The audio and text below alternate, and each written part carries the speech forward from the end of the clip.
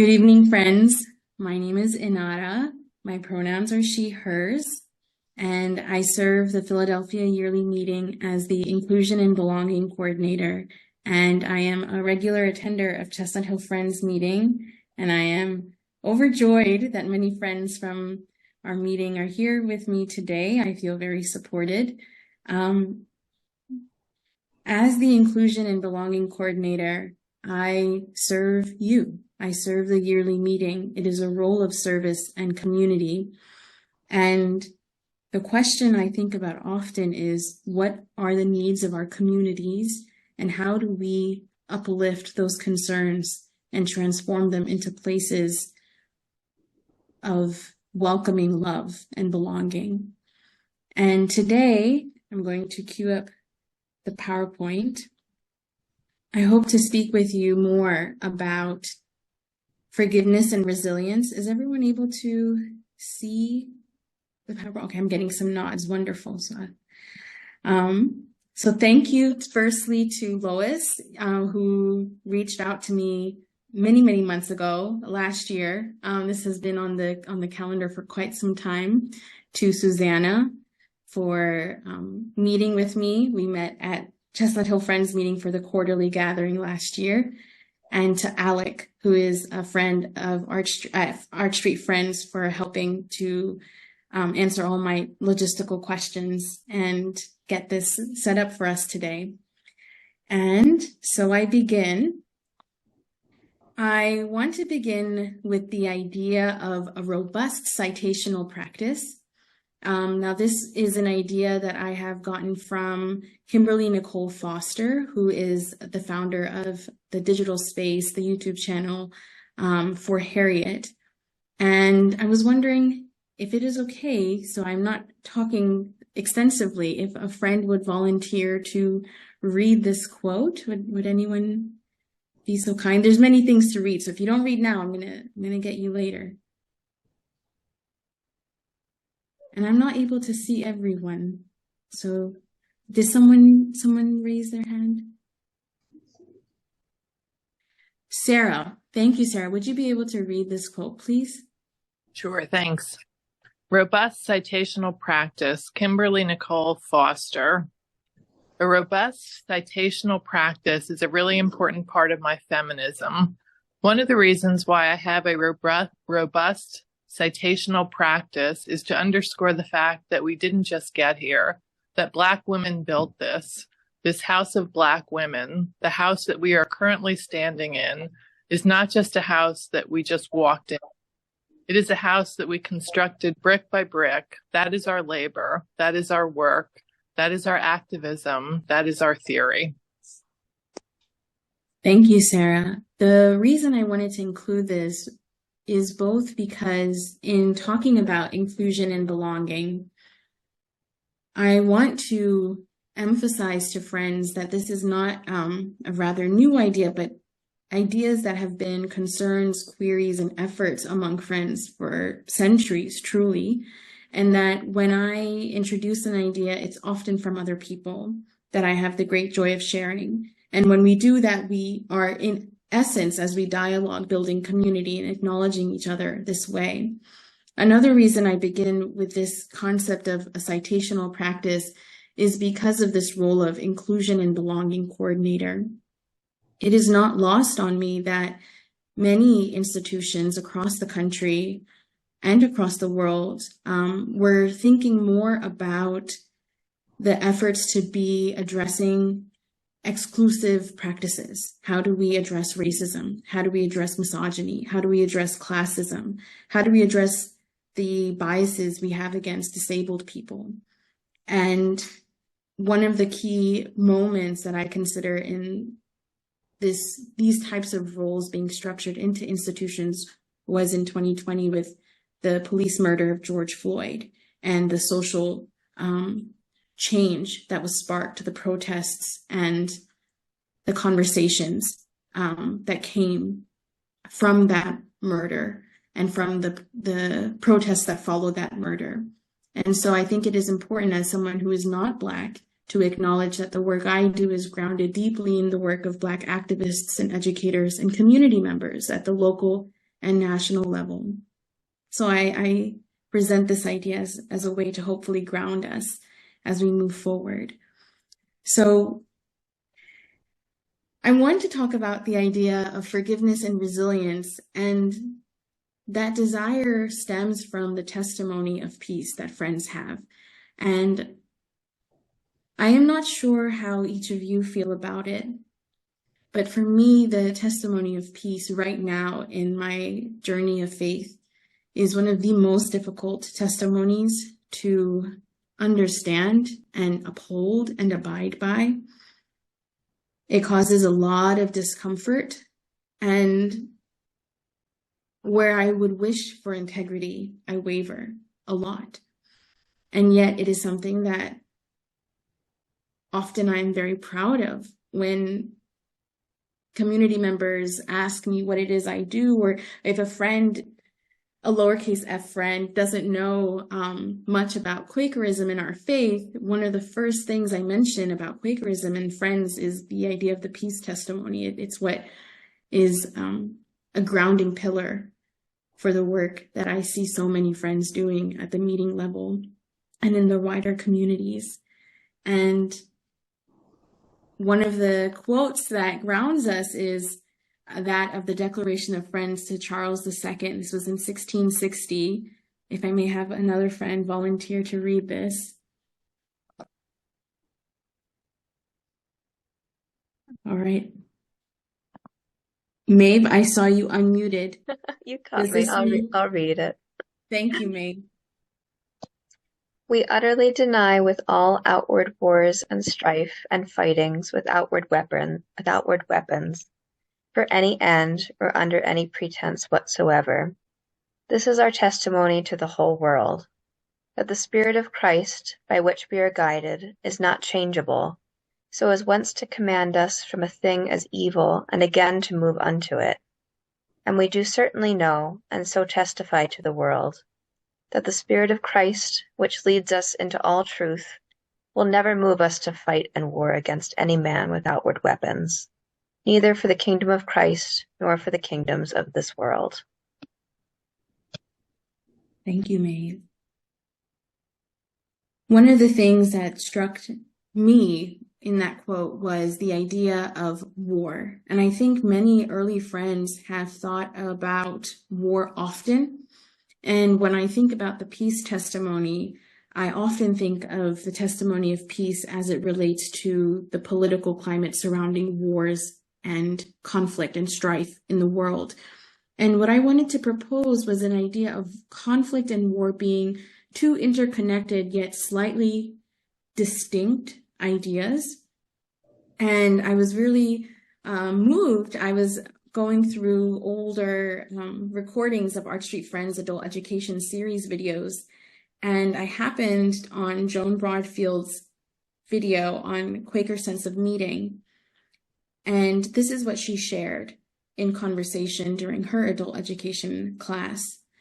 War happens when someone wants something that someone else has, or someone is protecting something that someone else wants, or when someone just wants to be in charge of everything.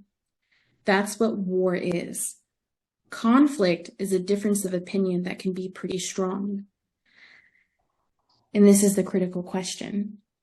How can we make sure that our meetings are not acting in a warlike fashion, rather than conflict that we could talk about?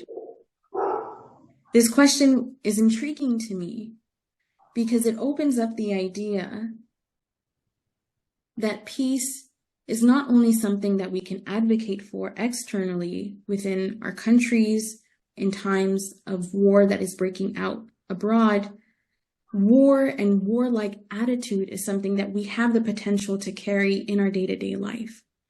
And how can we become aware when the ways in which we build community or in relationship with each other are more aligned with the values of war rather than the ideas of conflict?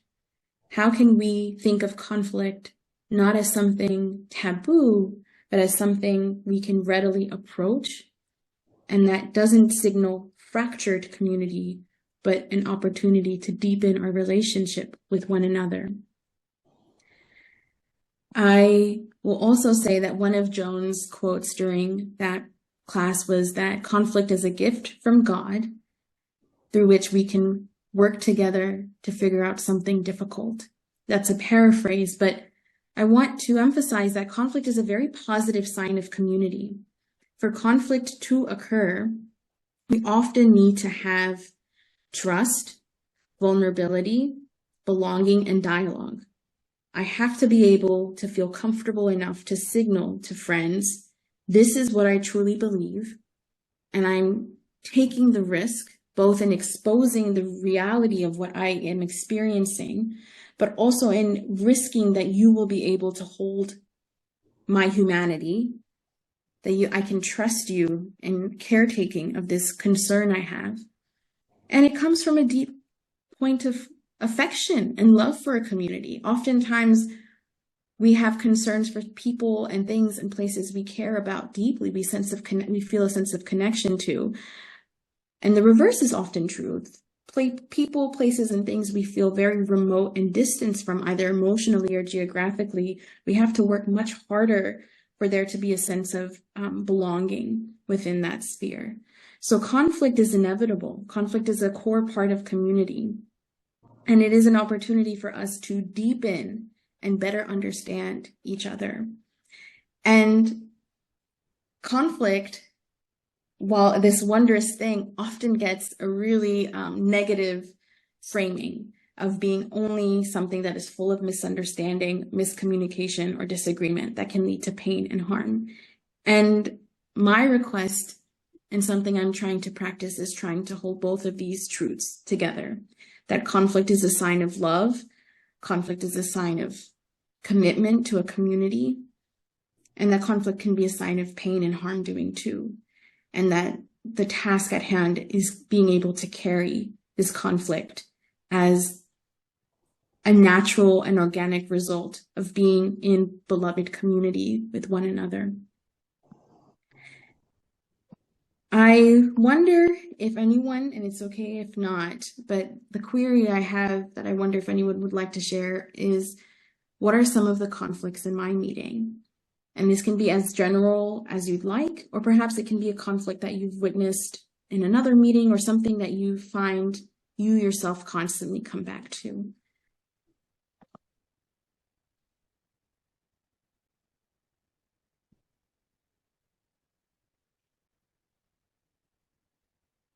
First, I'd like to mention Sarah's had her hand up for a while. Sarah, I apologize. Would you like to share something?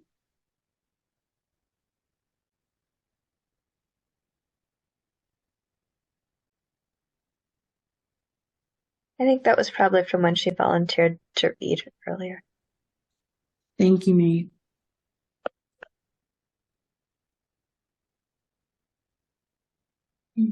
I can talk about a conflict that is long running at Arch Street. There's a source of money that was given to the meeting around 1906, I think, called the John Martin Trust. And it comes with a document stating that the money is to help impecunious friends. This money has been repeatedly given to Friends Select School, which is neither impecunious nor a friend. About 5% of the students there are friends. And the meeting has consulted 2 lawyers. Is it okay to give John Martin Trust money to Friends Select? And both lawyers said no, but they continue to do it. So this is an ongoing conflict. Yeah. Can you describe what elements about the situation signal to you that it is a conflict? People leave the meeting over it. People get into huge arguments at the annual meeting or the monthly meeting. Mm-hmm. Yeah. So it's a source of great, perhaps, Yeah. disconnect. The stakes are rather high.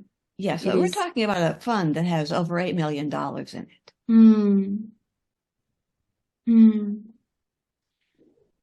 Lois, let me ask you this. Has there been anything over time that you have found expressed by friends who disagree that's been a point of unity? No. I finally got the meeting to agree to have threshing sessions, ongoing threshing sessions until we could agree on something. They had one meeting and never again, even though I repeatedly asked and they had agreed, but they wouldn't even agree they wouldn't even do that. The more powerful people in the meeting want to give the John Martin money to Friends Select. So he's doing it. Yeah. So what I sense you saying is that perhaps there are relationships of hierarchy that yes, that's voices real. of friends. Definitely. Yeah. That the feeling might be that not every friend's concerns is given equal weight. Right. True. That there is a hope for ongoing collaboration, ongoing dialogue that is not right now ongoing. It felt momentary in that particular. It just happened once and then they never did it again. Can you share? The money hasn't been out though. That's the issue. And Lois was told to stand aside. She disagreed. It was a strange situation. Lois, so you did stand aside? I was ordered to stand aside. The clerk of the meeting told me I had to, and I went and looked it up afterwards. I'd never heard of such a thing. And no, the clerk does not have that power, but I didn't know at the time. So I sat down and shut up. I can sense a lot of pain that you must have felt from this. Yeah, but I hung in there, and it never got resolved while I was a member. Does this conflict still give you pain now? Not really, because I'm not a member anymore.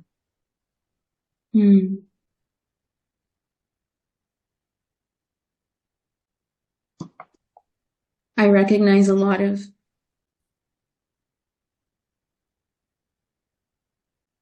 constancy that you brought to this conversation and your persistence. And I imagine that was done out of a lot of love for your meeting, if that is fair to say. Yes. Yeah. Thank you for your love. I know that can be a rather sometimes fluffy thing, but I think love is a commitment. Love is action. Love is presence. Love is difficult, and you persisted. I want to name that is the way in which you embodied your concern. The conflict was sourced in love. Thank you for sharing that, Lois. Well, thank you.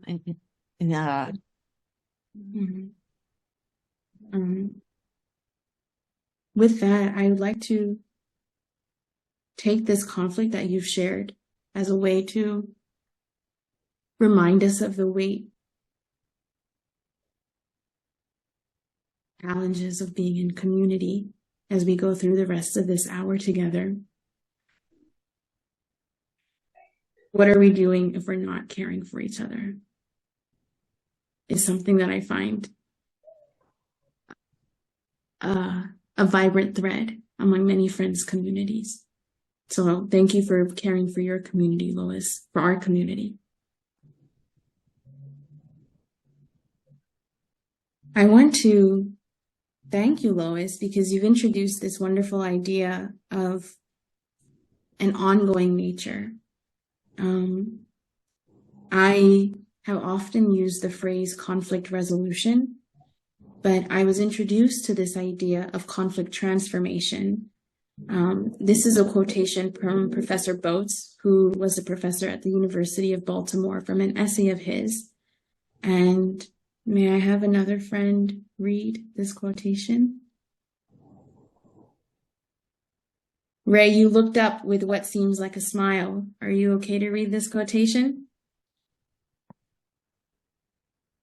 Oh no, you're muted, Ray. There we go. Conflict transformation refers to the process of moving from conflict habituated systems to peace systems, transforming deep-rooted conflicts is only partly about resolving the issues of the conflict. The central issue is systemic change or transformation. Implied in this definition is the notion that conflict transformation is a continuous process. Thank you, Ray.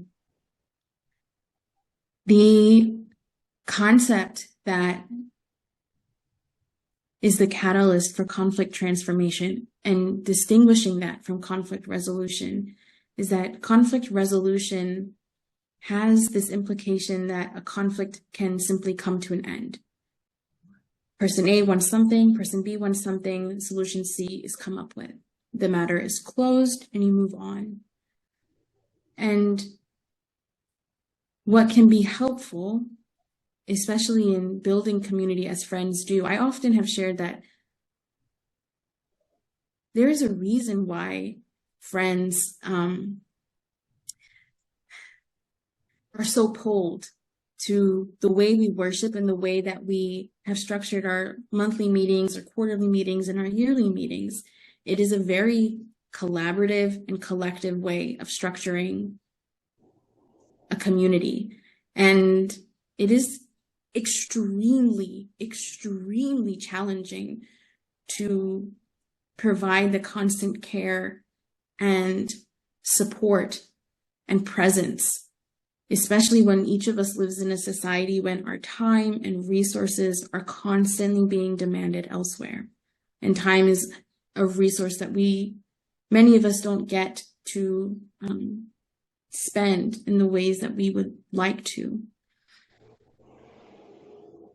Conflict transformation is a way of thinking about relationships and community as one where every time there is a conflict, it is an opportunity to learn more about the wholeness and humanity of the other.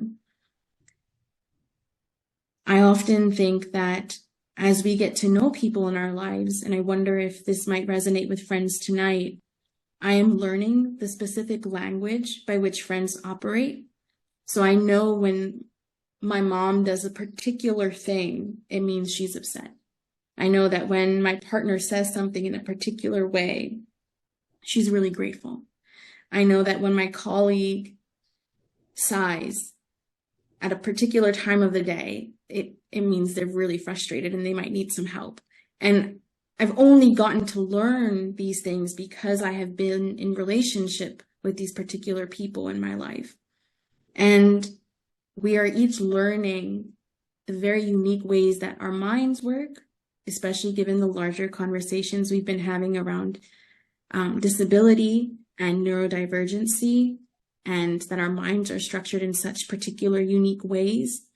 And also given our different personal and cultural and historical backgrounds that inform who we are. Every time we're in conflict, I wonder if I can plant a seed of curiosity. If when we perhaps in our minds go to a moment of defensiveness, we can posit, I wonder why this person does not feel safe. I wonder why or what has happened that has allowed this friend to feel uncomfortable or excluded. I think that sense of curiosity can often help us relieve this protectionism that comes up in us. We, as people, we all want to be very good. And as Quakers, we embrace this legacy we have of being good people. And also, if we relax a little bit on this rigidity we have about being good, if I can receive someone's words that I've hurt them and know that I'm still fully human, worthy of love, and I love because I am loved and I can give love, then perhaps I can engage in a more spiritually affirming way with the friend that has been harmed or pained. And I am a very impatient person. So there was a part of me that was annoyed when I learned that conflict transformation is a continuous, ongoing process. And many theorists, especially those who work at the level of international politics and peace diplomacy, have written about and theorized that conflict transformation is a never-ending process. It is a way of understanding human society that requires constant remixing, recollaborating, and adjusting. So it's constantly tweaking as we move forward, as time changes, as different people enter and exit community. I wanted to ask you, are there any ideas or thoughts or responses that come up to the question, how can my meeting embody conflict transformation? Steve and Mio. As you've been speaking, Inaara, what's been going through my mind, just because it's a fresh cycle of memories, is a meeting's nomination process, where it has this challenge to fill up these various positions with the right people in the right place to do the work of the meeting with, again, as you've eloquently said, against the pressure of all the other demands on our times and lives and schedules and so on. And there are times when it really works. What I haven't heard you say so far that in my own life I've found is often the key is to give way to the leadings of the Spirit. That when it looks like there's going to be a conflict, and we've had several in the nominating process in our meeting where people have been eldered to do something and refuse to do it, and we live with that and we forgive them, but we'd really prefer something else to happen.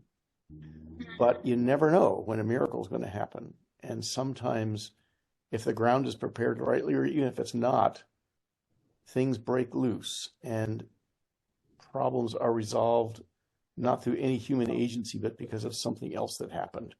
Often, as I look at it in retrospect, a spiritual miracle.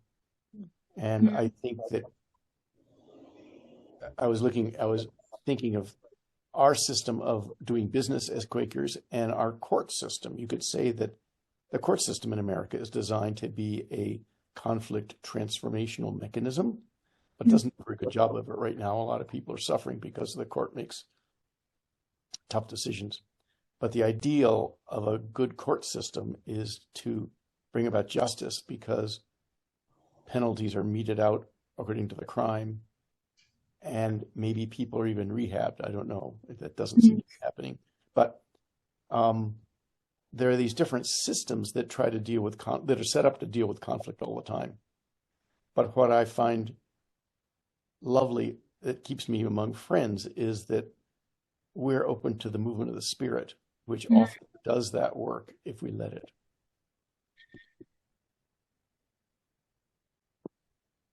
You, Steve. Steve, you gotta unmute. I have some follow-ups. Okay, I don't have to be. I wanted to ask Steve, is there something that you observed, or perhaps if you'd like to share an instance of a moment when you witnessed friends opening up to the leadings of Spirit that really helped address or transform conflict?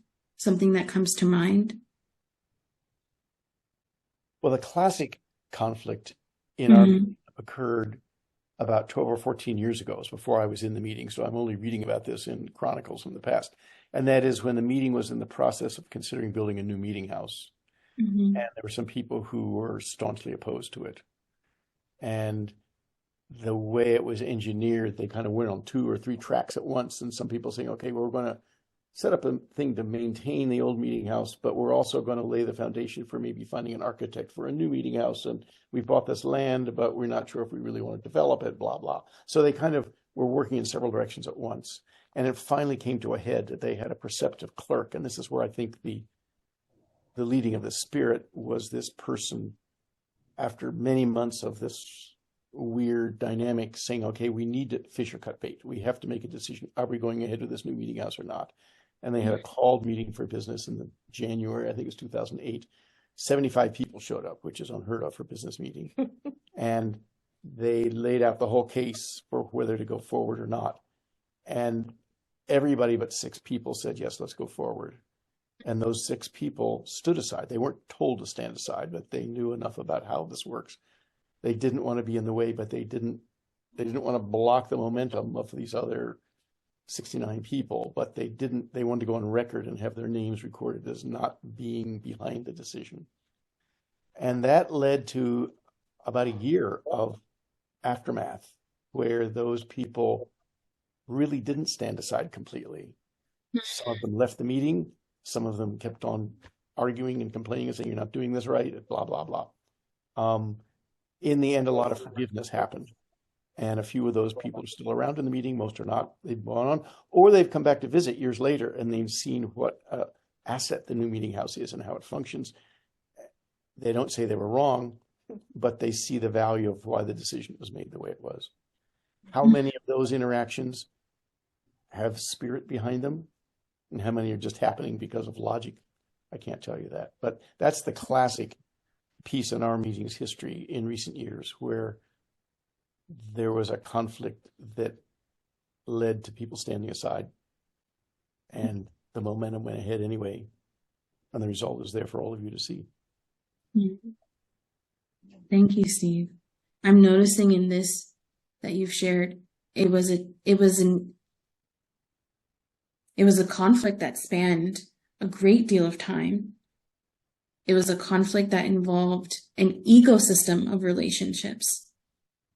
It was not just the 6 friends in that final business meeting that were affected. It was the entire meeting, and that the meeting itself was affected by the decisions of those both who supported the meeting, building a new meeting house, and those who opposed it. And that the consequences were immense. And it has taken perhaps years after that for healing and peace and forgiveness to take hold. True, all true. The relationship with time is quite fascinating to me when we talk about conflict, not just among friends, but among societies in general.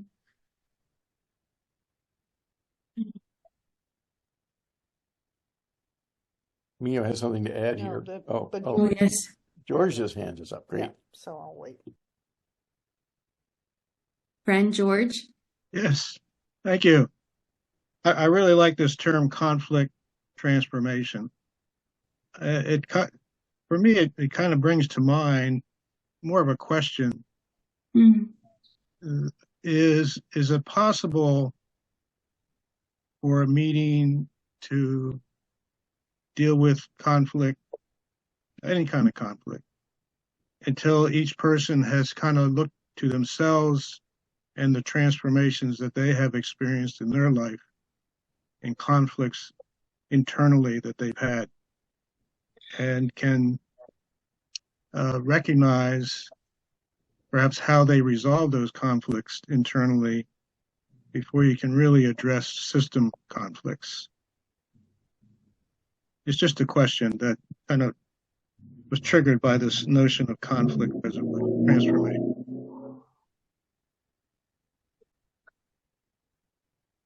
With that question? I don't know if I made myself clear, but You did. Mio, I want to pop back to you if you wanted to add anything. So I think the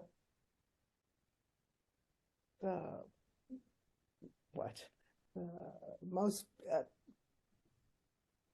direct way any of us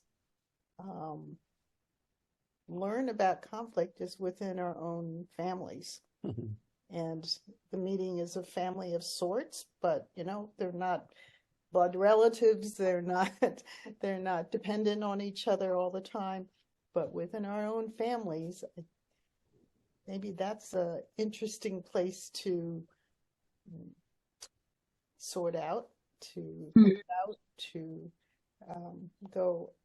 And probably each of us has had experiences with either immediate family or, you know, the wider network of family, of some miraculous changes, but also some long-standing, stubborn and difficult and heart-wrenching situations. So anyway, that was a passing thought. A thought that is intimately connected with the question that George brought up of the role of being in community and conflict transformation, and that the community is comprised of individual people, and that sometimes what I find I get personally the most bitter about is that conflict transformation mandates that I change too. And it's difficult to change when I think I'm right and I think everyone else is wrong. And that requires a lot of internal work, like George proposed. And you're right, Mio, that there is the opportunity with being in family, in our most personal, close, intimate relationships, to model, begin practicing what does conflict transformation look like. And taking that practice and extrapolating it out into our wider circles, including our local meetings. I think that's a really powerful idea. Thank you for sharing that not so passing thought. Friends, I wanted to propose, I did not study math and science, but I am trying to think of ways in systematic formats, because I know that there are many among us who are a lot more analytical than myself. So here is a very humanist equation that I offer to you, which is embracing conflict plus practicing forgiveness yields a resilient, beloved community. And again, I want to emphasize that I had taken conflict to be something that is, in very general terms, bad and should be avoided. And I have ended friendships. I have left communities when there was even a whiff of conflict. Because to me, I took that as evidence of malice. I took that as evidence of distrust. And I took that as a clear signal, a clear omen, I need to get out. And what I lost in the process were those relationships, was loving community. And through my work with friends and through being a part of a local meeting, I have learned that conflict is part of the structure, bless you, Susanna, of being in a community. And that it's not about when we ignore conflicts, unfortunately, they don't go away. That would be the best magic trick we could all learn. But when we ignore conflicts, the conflicts tend to gain power and overrun the community and can be very poisonous. So if conflict has that authority, then I think the call is, how do we move forward and embrace conflict and use that with a question of curiosity with each other. I want to share this as well. I believe in a love ethic, and that is an idea that I've learned a lot about from Bell Hooks' work. She is a Black feminist and has written a great number of works, theoretical works. And this one is from All About Love.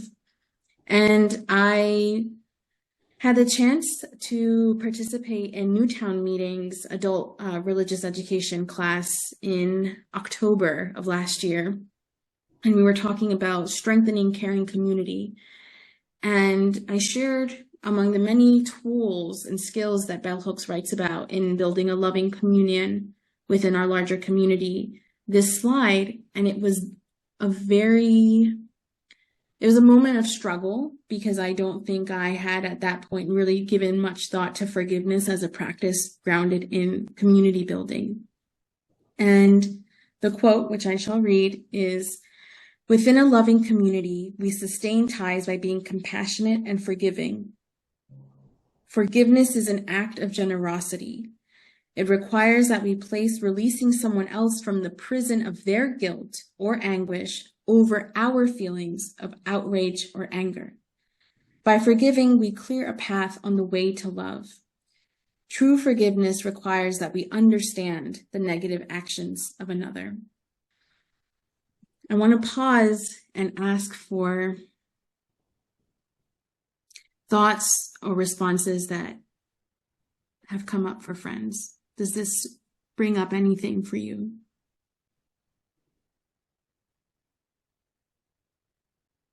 This is part of the Lord's Prayer. Forgive us our debts as we forgive those, as we forgive our debtors. It's the same, very concise.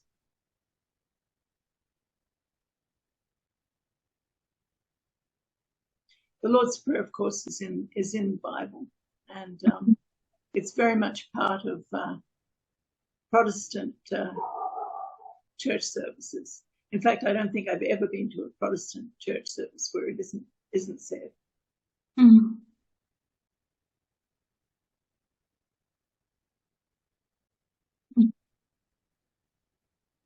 It's very hard to do, though.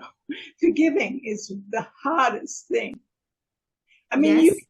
You can just say, well, I forgive you, but I don't want anything more to do with you, which, of course, is the easy thing to do. It's like, yeah, well, I won't ever see that person again. I just cut them out, but I forgive them.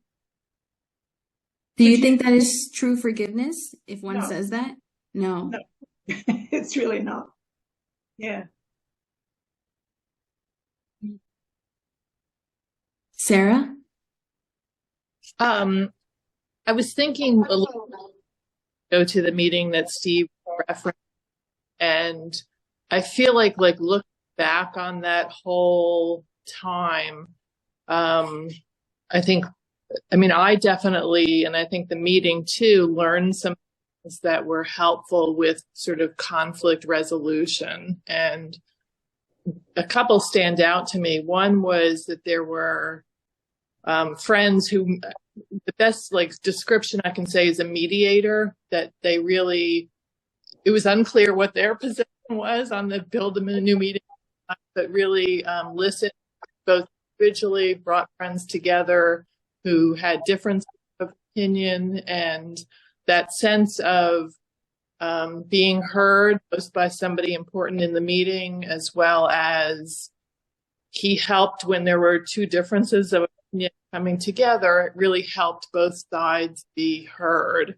So I think that really helped with conflict resolution. And I think that falling back really, really strongly, led by weighty friends, falling back, what does it mean to stand up? Can you stand aside if you're just pissed off and have given up? No. Really, what is the practice you go through to decide if you are led to really, continue to say no?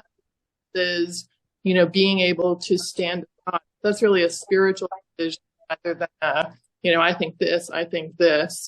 And me personally, in that small group who stood aside, but finally came to the sense of, when my community, organic mistake, but that to me is not, see you later. It's, we stay in relationships, people who make, major mistakes. And that sense of, not so much but that I'm going to stay in contact with you, despite, my giant mistake. So that was something similar to forgiveness for me, but a little bit different. It's not, I'm right, and it's okay that you made this mistake, but we weren't able to work out our feelings, but we're going to remain in community. So those are the things that I thought of from that example that Steve gave. Thank you, Sarah. Yes, I've had to be reminded. They say over and over that spirit keeps teaching you the same lesson if you don't learn it the first time around. And I have had to learn the lesson that disagreement can be love.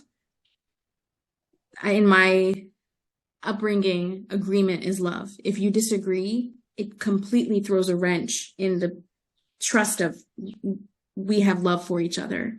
And it forces a facade of harmony that isn't genuine or real or really anything to rely upon. And so I've had to learn that disagreement is actually, weirdly enough, in my mind, I've had to understand stronger and more resilient because it's more enmeshed and healthily entangled than forced agreement. That disagreement and difference of opinion is an act of beloved community. So I really appreciate you sharing that, Sarah. Yeah, I think we often, here, this is an important slide, talking about a robust citational practice. I wanted to transition to the idea of resiliency, and I wanted to share with you the work of Emily Province, whom I've had the chance to learn more about. She is a traveling Quaker minister and an associate of Good News Associates. And in April of this year, she hosted an election violence prevention series. If you would like to learn more, you can visit this tinyurl.com/QuakerEVP website, where she discusses more about preventing violence, especially within this particular election year that we are actively witnessing unfolding. She will be giving a lecture at Pendle Hill on June 3rd, and then she will have another event at Friends Center on June 4th. So if you are in the Philly region, very close and accessible. But it was during her election violence series. So this is directly taken from her PowerPoint slides. So I want to be sure I'm giving credit where credit is due. But she talked about a resilient community being one that can absorb a shock without devolving into chaos or violence systemically collapsing. The most resilient communities are ones with a complex network of relational connections with good established connection.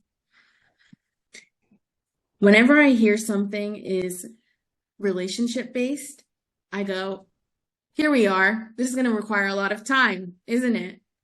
It's not something that can be enforced with coldness. Whenever something or a project or a community is actually grounded in relationships, things take time, but they also can lead to a scaffolding that, again, is more reliable.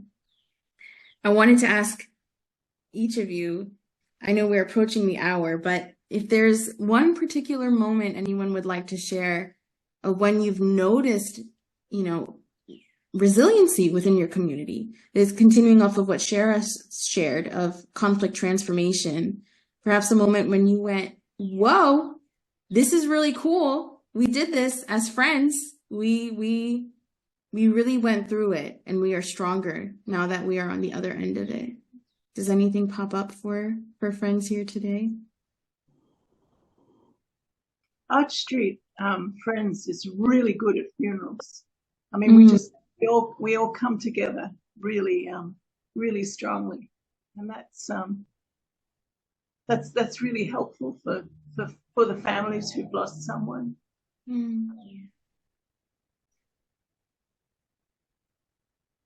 Yeah.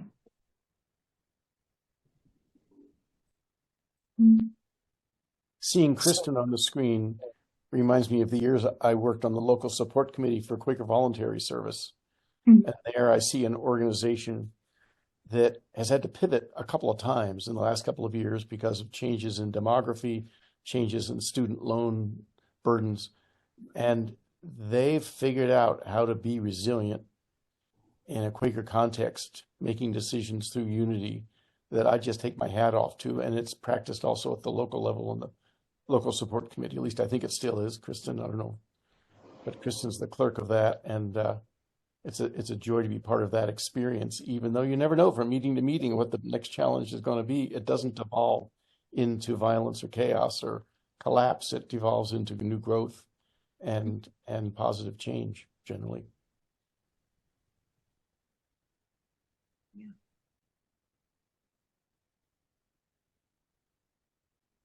Wonderful. Wonderful. I wanted to ask, have there been moments, and I know we've discussed some of it here tonight, some friends have shared stories, but is there a response you have when you think of the question, how does my meeting practice forgiveness?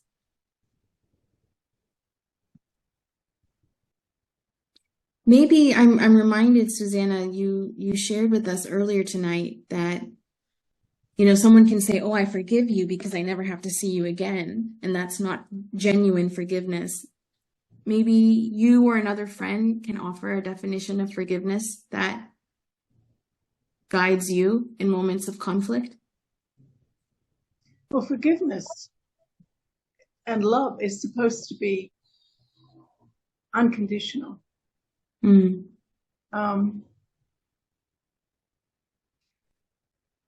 Obviously, it's incredibly complicated, but we're talking about a meeting. We're not talking about a world war here.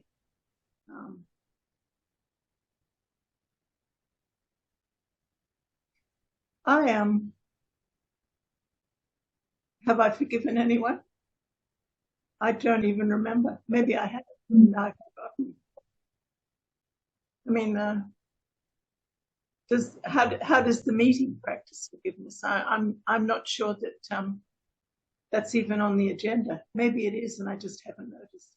That's the sort of question that I'd want to go away and think about and ask some people, and because that's actually a very complicated question.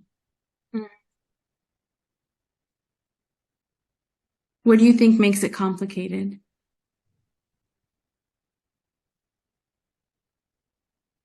Well, I just don't know.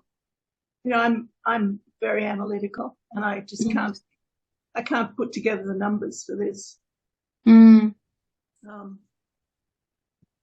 Has there been anything that happened in the meeting that the meeting needed to forgive? Well, we spoke before about what happened to a friend who's actually on this call. That hasn't happened, and I'm not sure it will, but I hope it will.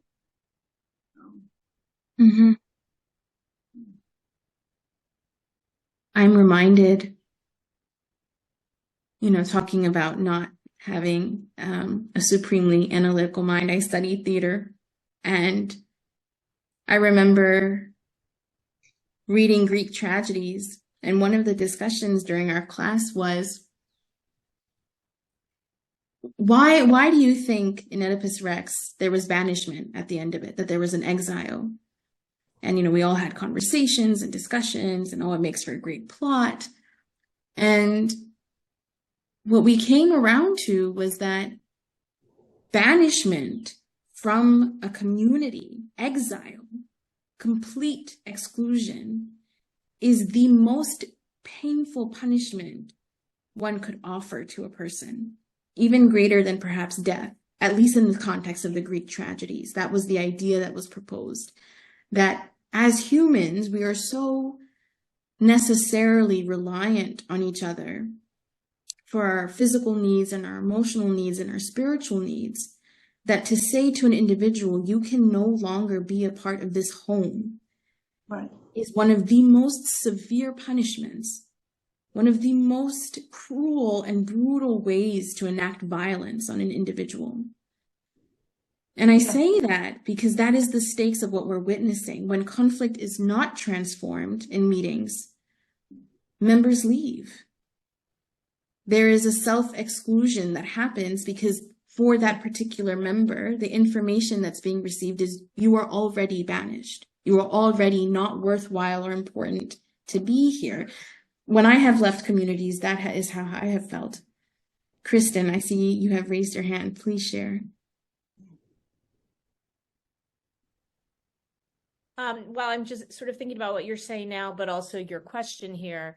And I feel like a few things I've noticed at my meeting, when there is severe conflict, it's often between what I've witnessed. It's often between two people or a small, maybe two or three people. And what I've noticed, and it sort of speaks to what you're saying about like people, staying versus leaving, and how do you practice forgiveness, is that it seems like the forgiveness really seems to work, and relationships are kind of reconciled when both sides are willing to stay in it. That I've seen it go both ways, where like people get really angry over something and they decide, that's it, I'm done, I'm out of here. And then the other side, people who say, this relationship is worth it to me to like keep going back in until we figure this out. And obviously there's a lot of factors in both cases on what might make someone keep in it and versus leaving. But it strikes me that we as friends have that kind of community where, because we don't have like a top-down hierarchy, or we shouldn't have a top-down hierarchy that's sort of telling us what to do, and we can like blame it on them. We can say, well, we don't like it, but that's what we have to do. We're kind of called to be in it with each other. And it's really hard work. And, I don't know what the answer is, because there are times when people just can't stay in it and they have legitimate reasons not to. But I feel like that's where the work has to happen. And like, kind of like you said, I guess it was, I don't know if it was the Bell Hooks quote, but or maybe it was whoever said, maybe it was Emily, whoever said that, we have to be able to handle these shocks without completely falling apart. That work has to be done in the peacetime, right? Like when there's but it's really hard work. And, we, especially when, to speak to what Lois's story, when there's people who have different agendas that maybe don't seem to match what our community wants, but they're very powerful agendas. It's like so complicated. But I think that's what we're called to do, I guess, and I don't have an answer. It's just a noticing. Thank you for sharing your noticing, Kristen. Stephen, Mio? Inaara, I think my answer to this question is that we practice this all the time in small ways. Not that we're practicing for the big conflicts, but flavors the big conflicts when they come along. That if we really care as a community, we forgive our foibles. As it says in the Lord's Prayer, none of us is perfect. None of us is probably even doing what we intend to do. But when we sit in meeting together, we're on committees together, we're at social hour together, we forgive each other a lot, because a lot of people screw up all the time. People don't return phone calls. People are late at meetings. People, are late in meeting for worship. People leave early. People disrupt. Babies cry. Generally, we forgive all of that because it's worth it to us to keep the community intact. I was in a situation in another meeting where it was an intense summer. It was the summer that all those churches were being burned in Alabama back in the 90s. And this one woman led the whole meeting to go on a crusade to rebuild burned up churches. And she did it under the aegis of another Quaker group who was actually pretty dysfunctional. And this ticked her off enough that by the end of the summer, she was ready to leave Quakers and leave the meeting. And the rest of us said, wait a minute, you're too valuable to us. We love you too much. And we ended up spending the whole fall in what was then called the Overseers Committee, having what we dropped everything. It was a listening project to listen to all the parties involved, get the full story. And in the course of her being heard deeply about what really bothered her about this whole experience, she stayed, and the meeting was healed. So sometimes you need to go on a proactive healing process that's maybe even bigger than forgiveness. Forgiveness is the aim, but there are lots of steps in between to get there. But on a daily basis, I think we do a lot of forgiving all the time. The dishwasher doesn't work, or the heat isn't on, or whatever, and we work around it, and it's okay. So the answer to me is every day. on a low and the low octane basis to prepare for the big crises later. And something I'm just going to tag on here, I've learned is that there are all kinds of connections between meeting members, right? That are this network that's invisible. Like I'm the new clerk and I don't know who, goes to movies or does whatever with each other. But I know I don't have to come up with all the answers, thank goodness. And people are often watching out for each other in unseen ways and being kind. Said Ben Pink Dandelion in his 2014 Swarthmore lecture said, Quakerism is a DIT religion. It's a do-it-together religion. Because we don't have clergy, we have to do every single thing together. And it's really, we get to see that unfolding sometimes in places like business meeting, where we're talking about the HVAC system, the same breath we're talking about grief and loss for a particular member. We think about every single aspect of the community life. And I'm also noticing that part of the resolution is not the resolution, it's the tone, it's almost as if the conflict itself, yes, is important, and also making sure that there's constant reassurance to all members involved that they are important is really what's critical too.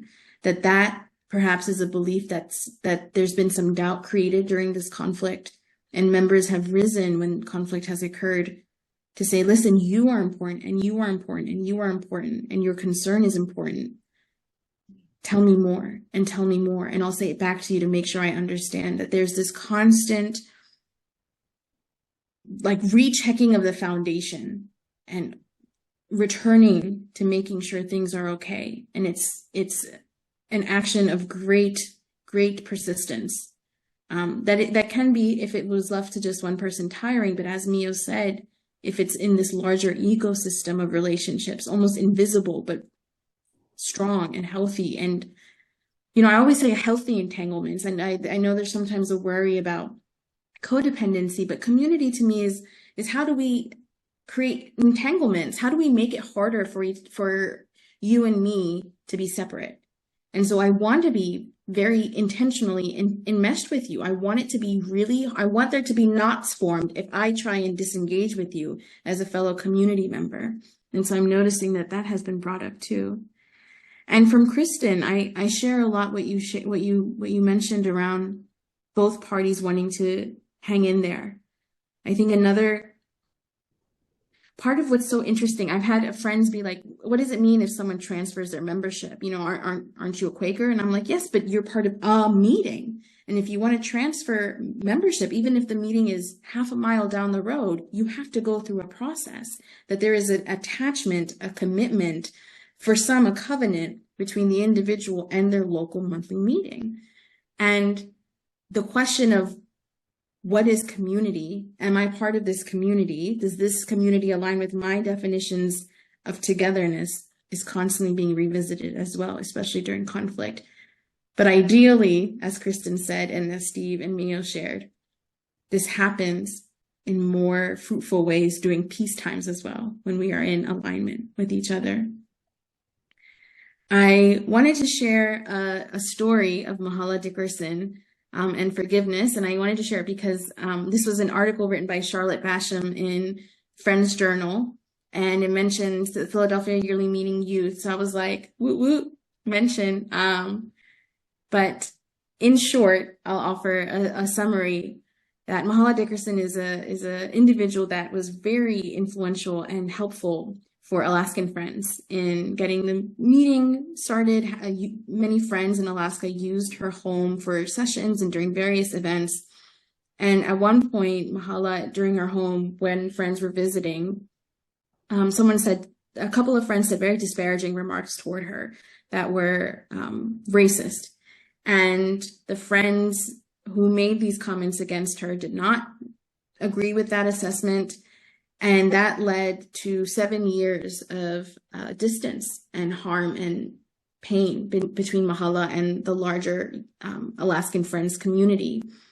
And in 2002, there was a joint meeting for the youth from the Philadelphia Yearly Meeting and the Alaskan Friends Conference.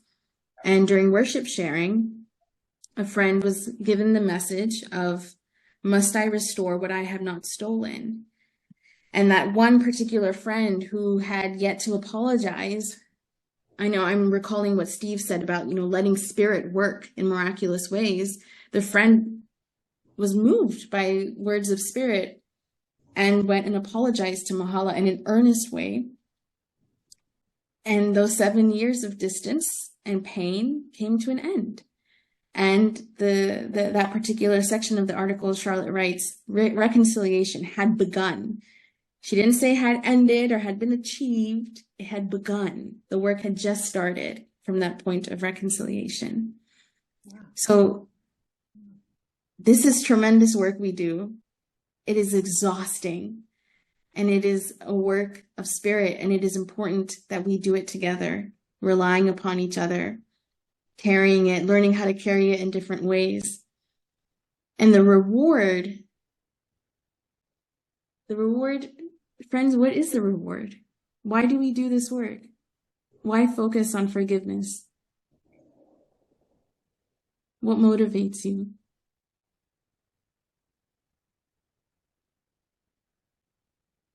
Makes our hearts grow. Mm. All of it, individually and as a meeting, as a community. Actually, I like the Teilhard de Chardin quote: "We are not physical beings having a spiritual experience. We're spiritual beings having a physical experience." When you look at it that way, forgiveness and love are the currency of spirit. And we can draw on these vast reserves of our souls to get through the hard times. I have a very simple formula. Look for the light in every human being. That's my very simple formula. Every human has value. And that's what I get from the peace testimony, which we were talking about before. That's what I get that's the basis of my Quaker faith. It's the light of the divine is in every human. And yeah.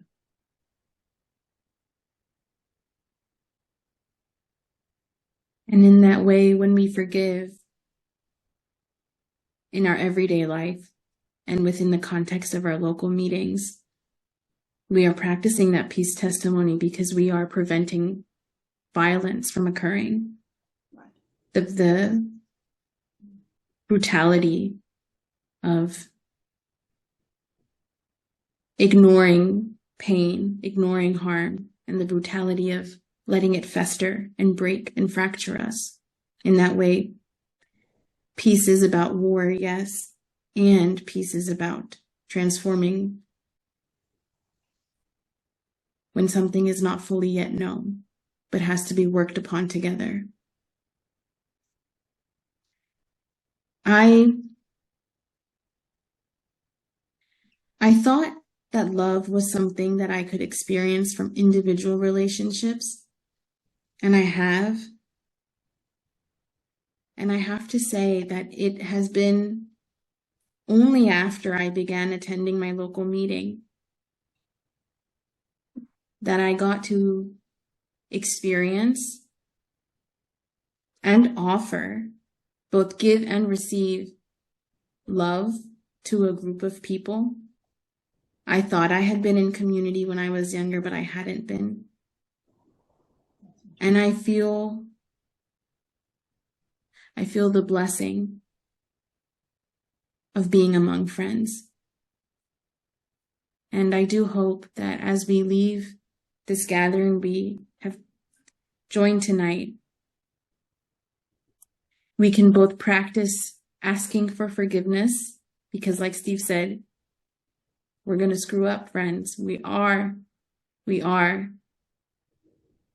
And people will screw up too.